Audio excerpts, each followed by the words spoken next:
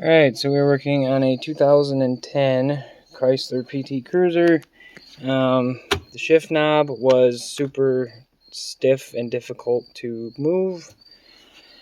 And then my wife called me one night when she was out at the horse farm, and it popped off or something broke, and she couldn't shift out of park at all.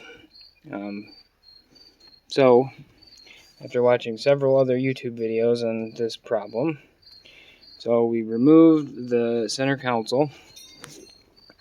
There are 4 screws inside the compartment here that screw down onto here.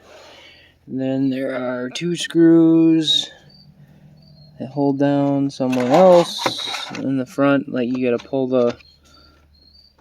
Oh, they screw into the top of this metal bracket, so that goes back in over here when I'm done. I pulled it out. They're under the front cup holders. I'll show you. So, front cup holder here. So, to get this pain in the butt out, there's an electrical connection inside for the charging outlet. And then in the back, there's 2 Windows switches on mine. So I pop this out, and they just have some little clip wires right here.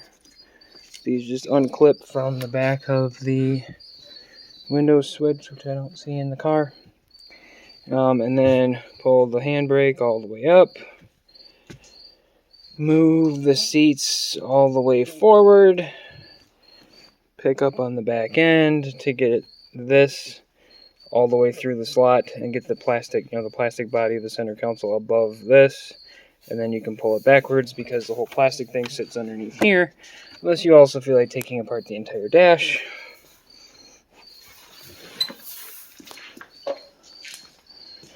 So here's the old cable. You can't really do it in a video, but if I hold on to so this part clips into that plastic housing inside of the car. This is the junction between the inside of the body of the car and the outside of the body of the car. This goes through the engine bay that hooks onto the top of the transmission. This does not move. It is completely frozen. This cable will not slide inside of the tube anymore.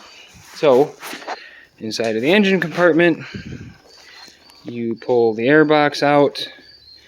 I pulled the fuse box and just I left all the cables connected to it, so I just took the 2 mounting screws off, pushed it up and out of the way because that cable runs right there, up and to the top of the transmission.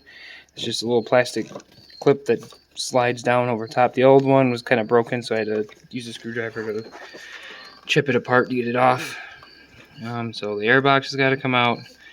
The fuse panel makes it easier because there's a sheet metal thing that kind of sticks here in your way to get at these. I'll call it a Christmas tree tab. So there's a little plastic fin that pops open here, and on the other side, the top notch and bottom notch align it. My rubber boot was kind of popping off of the thing on the new cable, so I put a zip tie on it to hold it. So currently, I can shift it real smooth and easy. So I know my transmission's fine, and the new cable is great. So underneath, there is more work you have to do underneath the car. So somebody added an extra cable going to the back of the car at some point. I'm not sure, but I think it's for the trailer lights. So get underneath here. So I pulled this wonderful sheet metal cover out. So this square here, that's the hole where the cable goes through inside / outside of the vehicle. So here's the new one. It has a sheet metal skin that goes over top of this. It has 3 studs and then one's for a screw hole. So you can see this one's a screw hole. The other 3 are studs, and you put the nut in from the top. I don't know why they did that, but whatever. Here's the end, the cable. This one does have the ability to adjust it, so you crack that nut loose and you can, put the transmission in park, put the shifter in park, and then adjust this nut so everything lines up nice and pretty. But so the cable goes in right above where the rear O2 sensor goes into the catalytic converter here, and it is a pain getting that sheet metal cover out. You're gonna have to like flatten it and stretch it. It looks like I poked a hole or two in it. That's there just as a heat shield to help keep the hot exhaust, heat from the exhaust out of the car and gas out of the car, I guess. Yeah, so right now that sheet metal thing, it was all rusty, so I painted it to help keep it from rusting more. And once it's dry, I'll put it back on and reassemble everything.